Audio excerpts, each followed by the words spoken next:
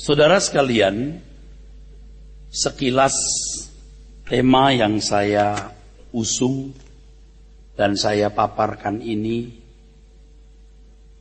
tidak penting untuk kehidupan iman Kristiani. Tetapi sebenarnya apa yang kita akan pelajari ini menjadi salah satu pilar dari hidup iman Kristen kita. Atau kalau boleh saya kemukakan menjadi fondasi dari hidup iman Kristiani kita. Dan hal ini akan saudara bisa buktikan setelah mengikuti seri meeting, pertemuan pada kesempatan ini dan kesempatan yang akan datang. Saudara akan dibuat kagum terhadap perjalanan sejarah kerajaan Allah. Perjalanan sejarah kerajaan Allah di muka bumi. Di situ kita menemukan jejak Tuhan. Bayang-bayang Tuhan yang sangat jelas atas kehidupan umat pilihannya. Hubungan atau relasi antara bangsa Israel dengan orang percaya atau umat perjanjian baru dan kedudukan mereka di hadapan Tuhan itu sangat penting. Tentu di dalamnya kita juga melihat perbedaan di antara umat perjanjian baru dan umat perjanjian lama atau bangsa Israel ini yang harus kita pahami secara utuh, tidak sepotong-sepotong. Harus kita pahami secara utuh atau secara lengkap. Ketidakmampuan kita memahami hubungan antara bangsa Israel dengan orang percaya, kedudukan mereka di hadapan Tuhan serta perbedaannya, akan mempengaruhi kehidupan iman dan pengiringan kita kepada Tuhan Yesus. Nah, mengapa? Tentu saja pernyataan ini harus memiliki landasan argumentasi yang argumentatif. Artinya argumentasi yang benar-benar bisa dijadikan argumen yang mendasari pandangan yang saya kemukakan bahwa kalau kita memahami keliru relasi atau hubungan bangsa Israel dengan orang percaya ini, kedudukan mereka di hadapan Tuhan serta perbedaannya, itu mempengaruhi kehidupan iman dan pengiringan kita kepada Tuhan Yesus Kristus. Apa dasarnya? Yang pertama, saudaraku, kesalahan memahami relasi, kedudukan dan perbedaan antara dua bangsa ini, ya, akibatnya mencampur adukkan ayat-ayat firman Tuhan yang mestinya khusus ditujukan untuk umat perjanjian lama dengan ayat-ayat yang mestinya khusus untuk umat perjanjian baru. Lalu akibatnya akan terjadi salah tafsir. Kesalahan tafsir ini bisa berakibat sangat fatal, saudaraku. Dan ini sudah terjadi dalam banyak komunitas Kristen. Mereka memandang ayat Alkitab secara tekstual, bukan kontekstual. Mereka melihat ayat Alkitab secara tekstual. Tentu mereka tidak melakukan penggalian secara kontekstual. Teksnya itu dilihat tidak melihat konteks. Lihat teksnya saja tidak lihat konteks. Ini bahaya. Mereka memandang ayat-ayat Alkitab sebagai ayat-ayat suci yang secara hurufiah, bukan secara maknawi. Secara hurufiah. Seperti misalnya ada ayat yang mengatakan Tuhan memulihkan Sion. Lalu secara mentah dikenakan dalam hidup orang Kristen. Tuhan memulihkan kita. Itu mentah kan? Tekstualnya begitu. Tapi konteksnya tidak begitu. Konteksnya untuk orang Israel pada zaman kapan, tahun kapan, dalam rangka apa. Konteksnya harus jelas. Kekayaan bangsa-bangsa akan diberikan kepadamu. Teksnya begitu, itu tekstualnya. Konteksnya apa? Bangsa-bangsa mana? Kepadamu ini siapa? Orang Kristen. Oke, saat itu orang Kristen di mana? Yang jelas itu bukan untuk orang Kristen. Lalu kekayaan bangsa-bangsa itu, bangsa-bangsa mana yang kekayaannya diberikan kepadamu di sini? Harus tahu konteksnya. Nah, sekarang ini secara sembarangan, secara serampangan, dipungut ayat itu secara tekstual, tidak secara kontekstual. Nah, ini kan memandang ayat-ayat Alkitab sebagai ayat-ayat suci yang memiliki arti per ayatnya. Padahal mestinya kebenaran Alkitab itu bukan secara tekstual, bukan secara ayatiah, tetapi harus pengertian maknawinya. Makna ayat itu yang harus ditemukan setelah lewat proses eksegesis, proses menafsir. Teks aslinya apa, bahasa aslinya gimana, kapan ditulis, oleh siapa, kepada siapa, dalam rangka apa itu ayat ditulis. Baru kita menemukan ekstraksi. Ekstraksi itu sarinya, saudara.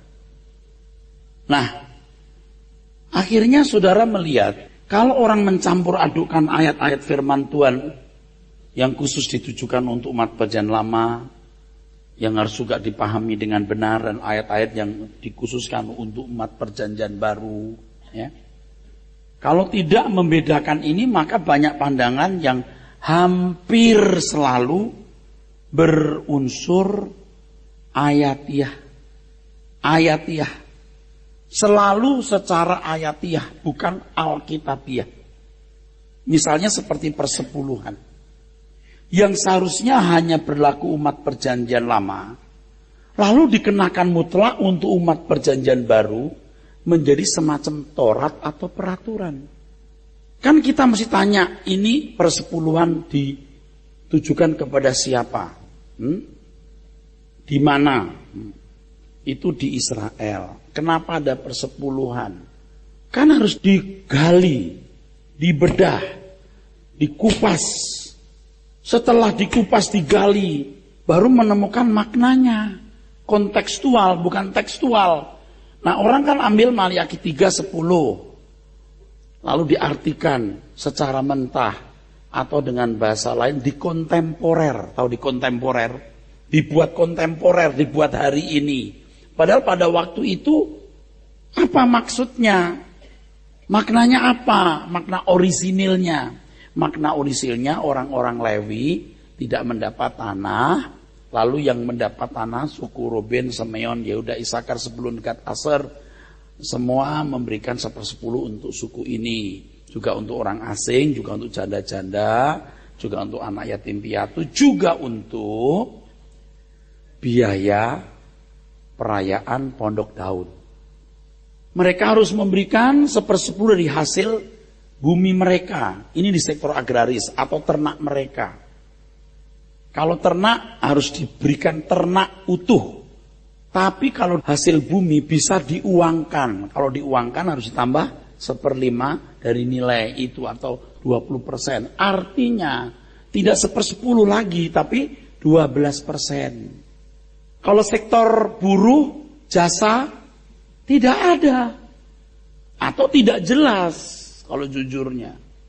Sektor jasa, perdagangan, buruh, nah jelas. Nah kalau kita lihat konteks selalu kita akan jadi ngerti. Tidak sembarangan. Jadi kalau sekarang saya berbicara mengenai persepuluhan, saya tidak sembarangan, saya punya dasar.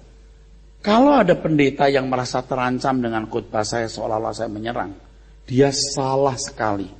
Justru saya mendukung gereja Anda bukan supaya jemaat memberikan 1/10, tapi memberikan segenap hidup. You tidak punya hak, tidak punya alasan untuk marah kepada saya.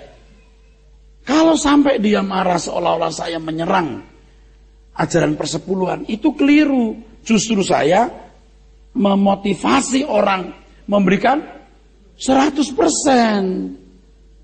Tapi Pak, kalau 100 nggak mau, jadi malah nggak ngasih. Lah kalau begitu maksud 10 itu apa? Bengkok kan hatinya? Anda ngerti maksud saya?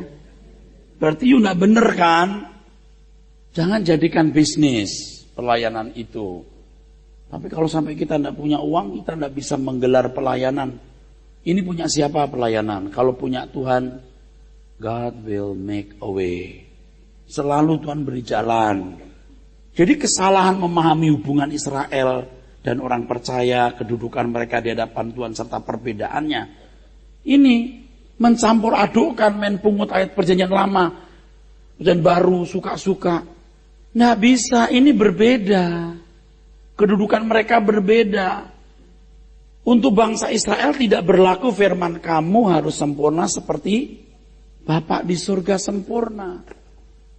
Kalau di perjanjian lama, orang bisa punya istri lebih dari satu. Daud itu 5. Abraham itu punya gundik-gundik. Gimana? Kalau di perjanjian baru harus monogami. Karena kan mau digiring kepada kesempurnaan. Bisa nggak Abraham? Abraham jadi minus. Nggak bisa dicontoh. Daud itu 5 loh saudaraku. Nah kita belajar dari Daud apanya? Mengasihi Tuhannya. Bukan poligaminya saudara. Nah kan maksudnya? Beda. Nah karena kita bicara soal persepuluhan di pertemuan yang lalu.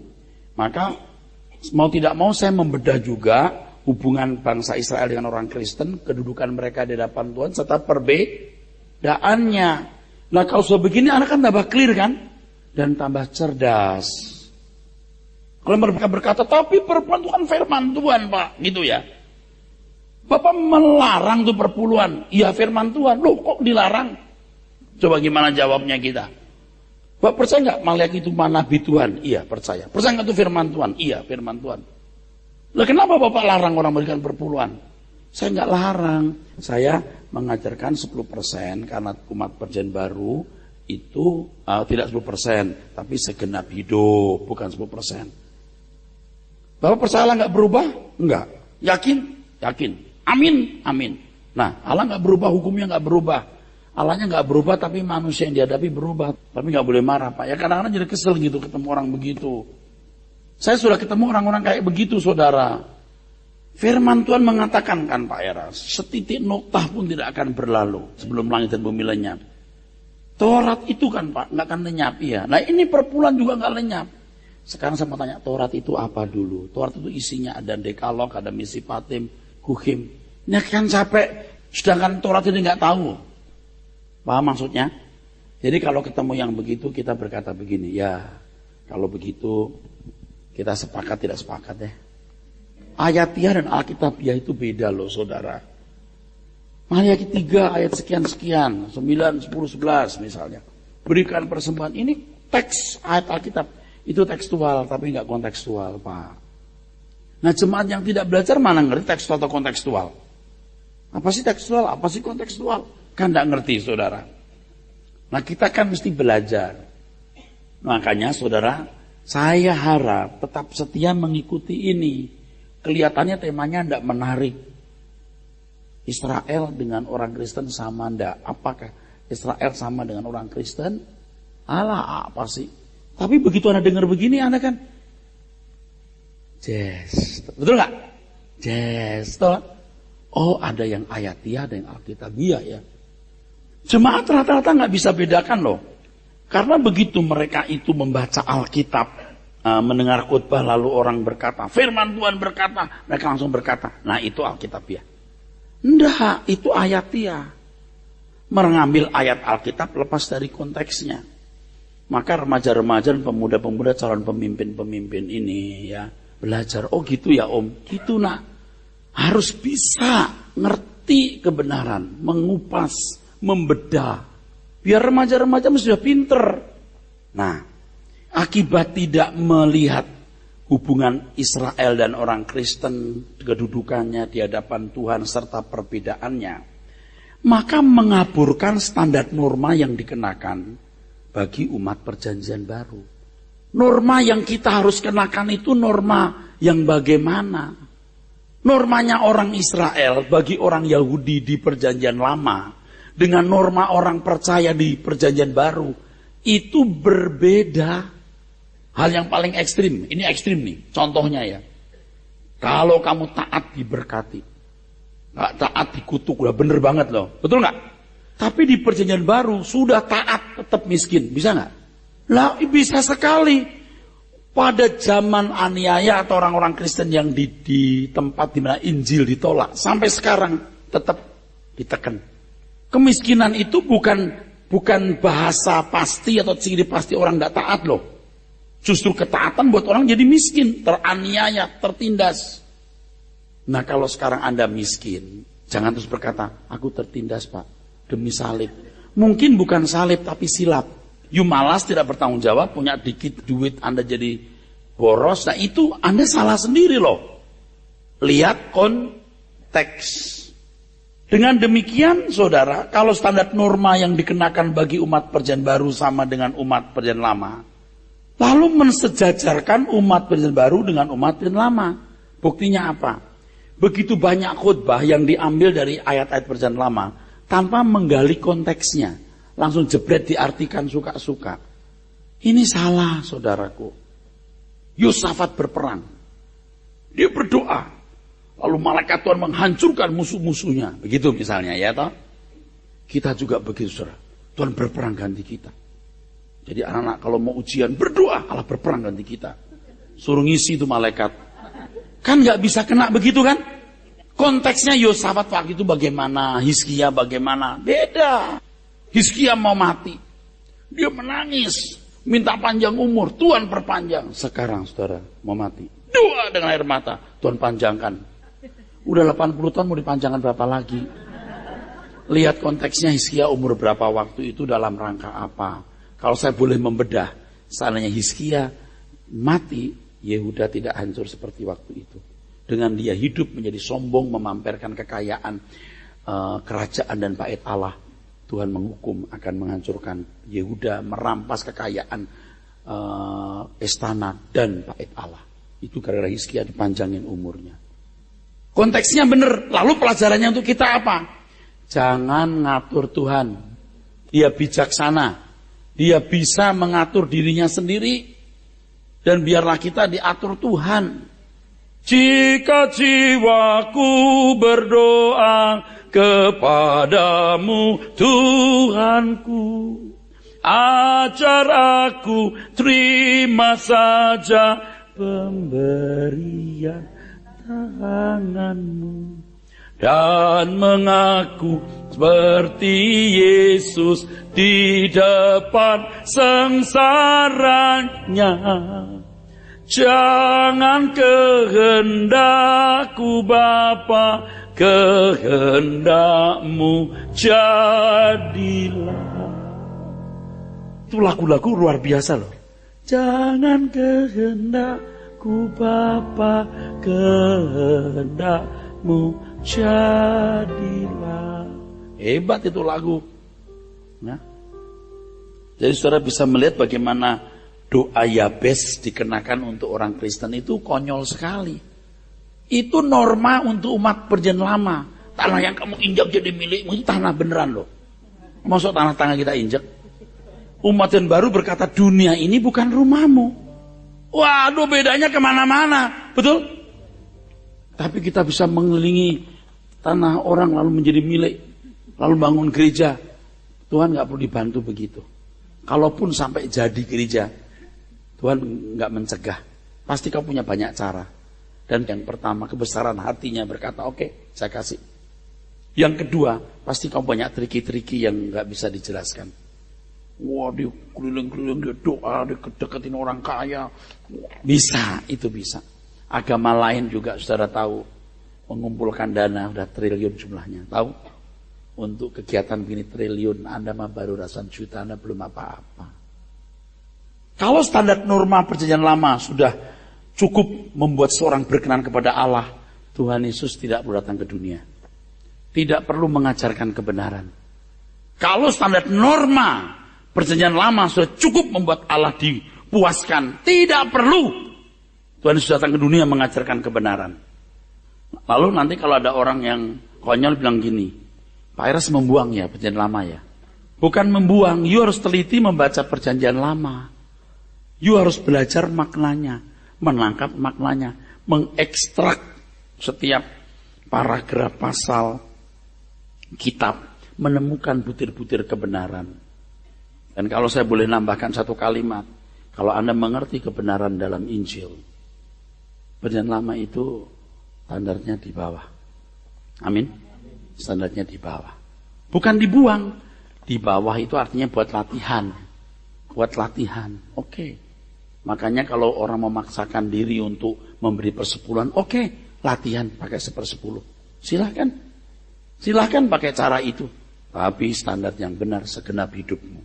Nah, selanjutnya, kalau orang tidak memahami hubungan antara bangsa Israel dan orang Kristen, kedudukan mereka di hadapan Tuhan, serta perbedaannya, ini akan mengacaukan tujuan hidup orang Kristen.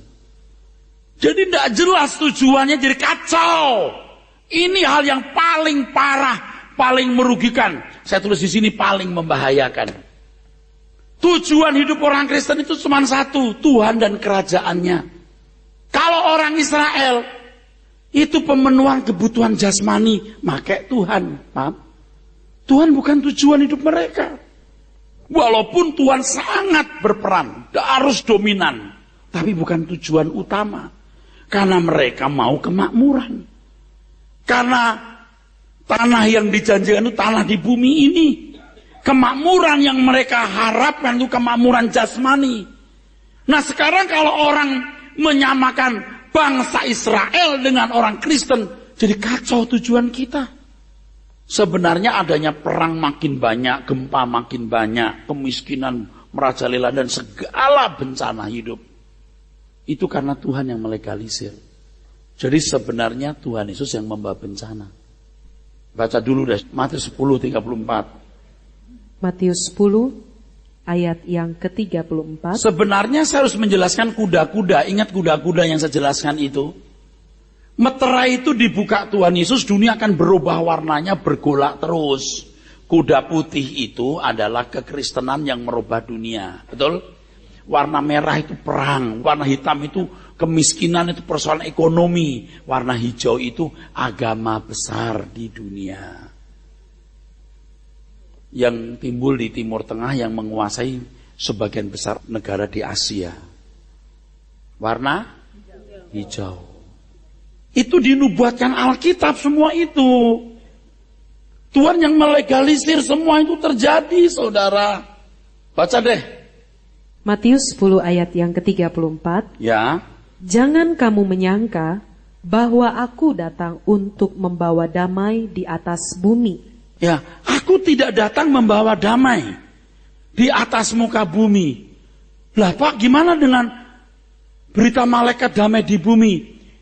You periksa bro, you periksa bro. Damai di bumi bagi orang yang berkenan. Damai di orang, bukan di bumi, not on earth, tetapi inside us. Di sini damainya. Bumi mah diobok-obok.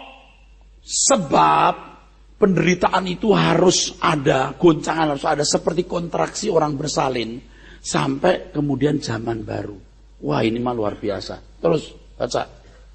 Aku datang bukan untuk membawa damai, tapi melainkan pedang. Pedang itu makairan, pisau besar.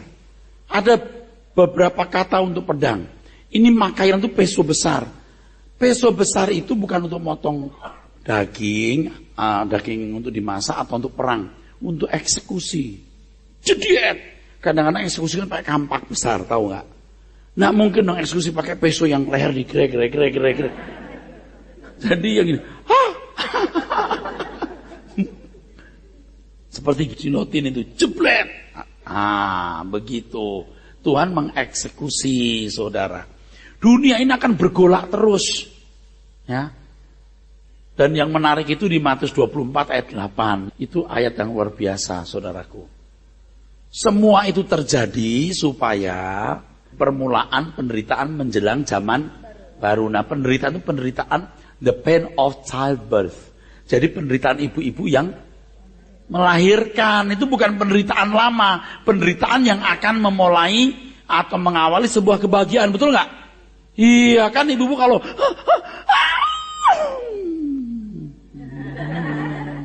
Ngerti gak saudara? Hah? Paham gak?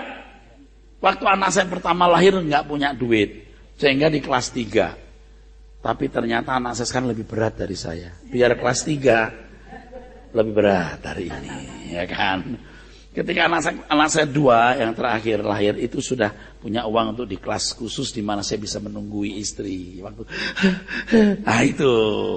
Jadi anak-anak kalau sampai kurang aja sama ibu lo, nggak jadi orang. Penderitaan ini akan makin luar biasa bumi ini. Kontraksinya makin cepat, jebret. Lalu Tuhan datang. Bumi ini tidak menjanjikan. Nah sekarang Anda bisa lihat, kalau orang Israel kan makin dekat Kanaan kan makin dekat Kanaan makin happy kan, betul nggak? Kita itu mau makin dekat Tuhan tuh makin goncang dunia ini, itu beda sekali. Nah kalau sampai kemudian menyamakan orang Israel dengan orang Kristen, nggak mengacaukan tujuan. Anda bisa ngerti maksud saya? Nah sekarang Anda bisa lihat banyak komunitas Kristen yang kemakmuran jasmani, nggak jelas tujuannya kemana. Paham nggak? Ini paling mengerikan saudara saja ya. Sampai hari ini pasti nggak jelas tujuannya. Belum robah loh. Udah LB3 dan hari ini ada satu kata baru yang saya bagi, huntara. Hunian sementara. Huntara. Jadi nanti kalau temu saudara yang kasih tahu, ini hunian sementara. Bukan huntap, hunian tetap. Kalau orang Israel nggak kenal huntara huntap, yang dia tahu ya huntap aja udah. Padahal kalau membaca Bapak Abraham, nenek moyang mereka, Abraham sudah musafir loh. Sudah jadi musafir untuk menantikan kota yang memiliki dasar dan direncanakan oleh Allah. Itu langit baru, bumi baru. Tapi anak cucunya itu nggak sanggup mengerti itu. Coba. Kalau kita sudah ngerti begini, gelisah nggak saudara? Gelisah. Jadi kalau saudara lihat kok Pak Era seperti orang kalap. Karena saya tahu. Lalu mendengar orang ngajar salah. Bukan saya iri gereja lain. Ya Bu, Pak. Kenapa sampai kalap? Karena kita lihat itu ajarannya keliru. Kayak lu paling bener. Gua sih belum bener, yang gua ajarin bener. Hidup kita nggak lama. Tragis banget deh kalau kita nggak mikir begitu. Kita ya hidup besar, umur 25, 26 menikah, lalu punya anak, nggak lama punya anak pacaran kawin, kita udah tinggal. Nanti istri dulu meninggal, suami dulu meninggal. Tragis loh hidup ini. Itu pun kalau umur panjang, itu pun kalau nggak bermasalah, belum kalau sampai bermasalah, cerai, anak kena narkoba atau kawin salah, jodoh. Doilah Pak, dunia ini nggak menjanjikan. Jadi saudara, dengan cara ini terjadi penyesatan yang sangat sistematis dan meluas. Tujuan nggak jelas, dan karena tujuan nggak jelas maka iblis bisa memangkas perjalanan umat perjanjian baru. Karena ketika tujuan Anda tidak jelas, maka karakter Anda tidak terbentuk untuk menjadi corpus delicti. Nah itu sudah cukup membuat iblis menang. Hanya membuat orang jadi baik, tapi tidak menjadikan orang seperti Kristus. Dan ini bisa merusak rencana keselamatan dalam Tuhan Yesus Kristus. Tidak jelas tujuan hidupnya. Nah kalau ajaran-ajaran yang salah itu kan membuat imun, sehingga mereka tidak bisa mendengar kebenaran. Mereka mengumpulkan guru-guru yang menyenangkan telinga. Saya ngomong begini, mereka bilang, itu mah mentang-mentang dokter tuh, pinter tuh. Bukan soal begitu bro. Soal kebenaran yang you harus tahu. Semua keluarga saya dalam Tuhan Yesus dan saya ingin orang selamat. Betapa berharganya yang saudara dengar itu. Untuk menganalisa hubungan Israel dan orang Kristen, kedudukannya di depan Allah dan perbedaannya, kita harus jujur melihat, cerdas, dan analitis memahami Alkitab. Kejadian sampai Wahyu sudah mulai tergambar. Nah, saya teruskan. Harus diakui bahwa orang Kristen, orang percaya adalah kelanjutan sejarah umat pilihan Allah atau sejarah kerajaan Allah. Kita ini lanjutan dari bangsa Israel, harus diakui. Jadi kalau sampai ada hubungannya begitu erat antara Israel dan orang Kristen, itu nggak bisa dibantah. Karena kita itu lanjutannya. Kita itu kelanjutannya, saudara. Tapi kita bukan orang Yahudi, jangan lupa. Tapi kita kelanjutannya. Sejarah kerajaan Allah yang dimulai oleh Abraham, Kejadian 12, itu permulaan daripada sejarah hidup umat Kristen. Harus diakui. Berangkat dari panggilan Abraham, maka dia menjadi bapak orang percaya. Kalau ada orang lain ngaku dia bapaknya, terserah. Terserah. Tapi gue juga ngaku dia bapak gue. Dasarnya apa? Dasarnya begini. Abraham punya anak Ishak. Bukan Ucok atau Tumiar atau Hasiolan. Abraham punya anak Ishak. Kenapa ada Ishak? Karena ada anak-anak lain dari gundik-gundiknya. Yakub. Yakub punya anak Israel. Israel dibawa Musa ke padang gurun, ada dekalog. Musa menulis Adam, Hawa, Nuh. Itu Musa yang nulis. Kita nggak tahu. Kita ngikut saja. Ngikut dari bangsa ini. Jelas rootnya. Apa root? Akarnya jelas. Jelas. Ada benang merahnya. Kalau ada agama muncul di Jawa. Namanya agama ting-ting. Misalnya. Lalu mereka nyebut-nyebut ada Nuh. Ada Adam dan Hawa. Kita kan mempersoalkan, lu dapat dari mana? Rootnya di mana? Lalu ngaku, enggak, karena kita punya mbah ceng-ceng misalnya. Dia dapat wahyu. Ya terserah situ. Kalau saya nggak dapat wahyu, gua tanya orang Israel. Tokoh-tokoh kita itu Israel, harus diakui. Dari Abraham dapat panggilan. Abraham punya Ishak, anak Ishak, terus Yakub, terus bangsa Israel dibuang ke Mesir. Dari Mesir dibawa Musa. Nah, Musa di jalan nulis kitab Kejadian, Pentateuch, Kejadian, Keluaran, Imamat, Bilangan, Ulangan, betul? Kita ngekor dari situ. Oke? Lalu terus sejarah bangsa Israel, kita ketemu di situ ada hakim-hakim, ada Simson, ada Gideon. Simson itu orang Yahudi, bukan orang lain. Jangan dipikir Simson itu orang Afrika, itu orang Yahudi. Musa itu orang Yahudi, oke? Itu orang Yahudi, asli orang Yahudi. Lalu terus ada cerita Daniel, itu orang Yahudi semua. Sampai Maleaki. Lalu sampai Yusuf dan Maria, itu Yahudi semua. Oke? Nah, kita itu lanjutan dari itu. Jadi kalau sampai orang benci Israel lalu nyambung ke kita, itu kita harus maklum. Karena orang-orang Kristen pertama juga orang Yahudi. Jadi orang Yahudi itu abang kita. Tapi kita bukan orang Yahudi, ingat ini. Dan kita tidak ada di ranah politik Zionis. Tapi sejarah mencatat kita itu numpang ke orang Yahudi. Nah, agama apa tadi? Ting-ting. Yang tokohnya namanya Mbah Ceng-Ceng. Kalau dia ngaku tahu Adam dan Hawa, Nuh, nabi-nabi itu nabi ini, gue tanya lu dapat dari mana? Dia pasti punya alasan ngaku dari mana. Kita nggak persoalkan. Gua nggak ada urusan. Lu dapat dari mana? Oh, dari Tuhan langsung. Oke, silahkan you langsung direct. Kalau gua jujur, gua dapat dari orang Israel. Dan bukti-bukti transkripnya jelas. Mbah Ceng-Ceng lu dapat dari mana? Gua tanya. Transkrip lu dapat dari mana? Kalau gua jelas, transkripnya yang umurnya ribuan tahun masih ada sebagian. Dan jelas ada rootnya, benang merahnya. Nah, anak-anak remaja kita harus ngerti ini.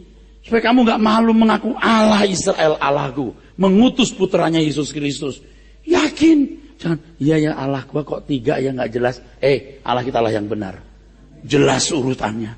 Gak usah malu-malu, pede aja kali. Dan ini harus saya cekokkan ke anak-anak remaja pemuda. Supaya mereka punya percaya diri bahwa Allahnya itu benar, agamanya itu murni. Kalau saya ngomong begini, tidak ada yang saya lukai. Kalau sampai terluka, emang dasar lu maling. Nggak ada yang saya lukai. Betul nggak? Mbah Ceng-Ceng terluka, Pak. Terus terlalu terluka. Orang gua udah jujur ngomong bahwa kalau orang Kristen dapat data-data itu numpleng Israel. Jujur nggak? Kalau Mbah Ceng-Ceng, numpleng siapa lo? Nggak mau mengakui? Nggak tahu, terserah lu dapat dari mana. Katanya dapat dari Nyai Roro Kidul, terserah deh. Kalau kita mah logis, terbukti ilmiah. Nggak bohong begitu faktanya. Logika jalan terus. Lagi pula tahu nggak, yang nulis Alkitab itu orang pinter. Musa anak Firaun.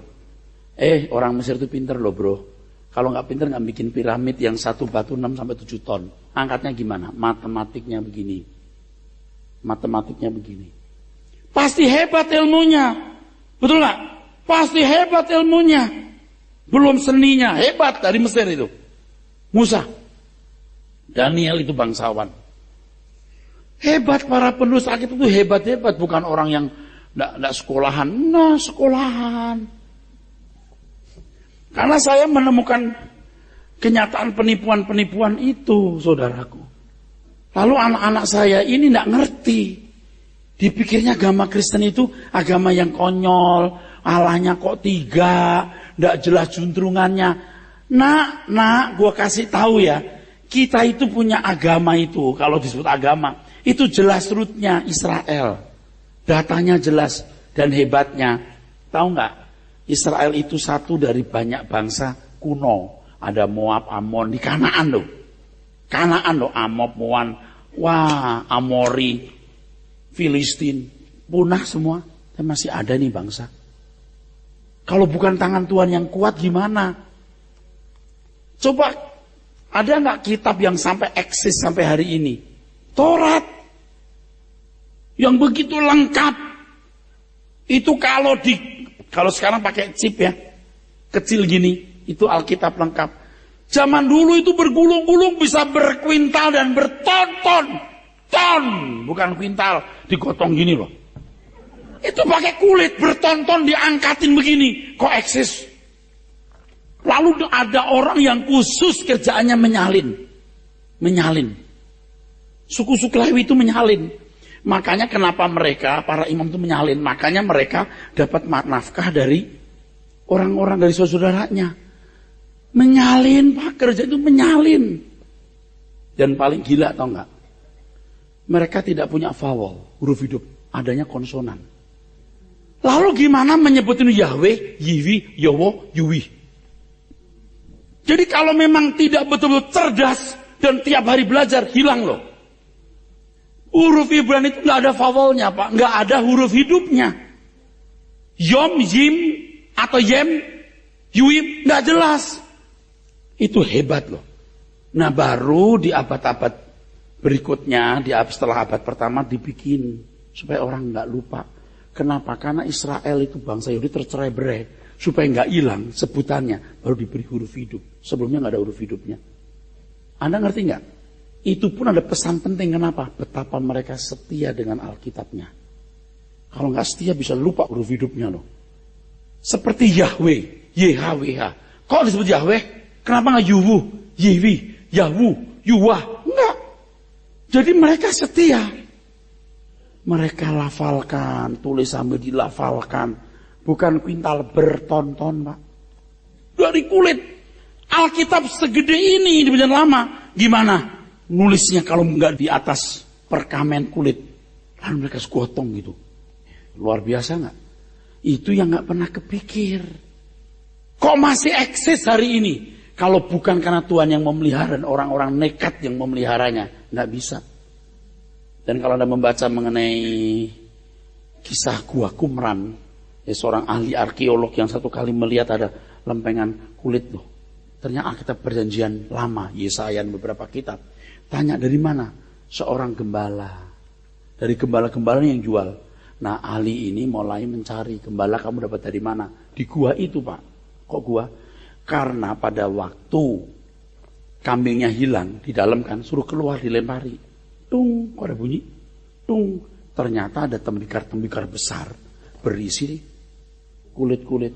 Gulungan perkamen kulit-kulit ini yang berisi kitab Yesaya dan beberapa kitab yang lain. Diambil, dijual di pinggir jalan, diambil. Itulah penemuan di Qumran. Hebat kan? Itu umurnya ribuan tahun. Hebat.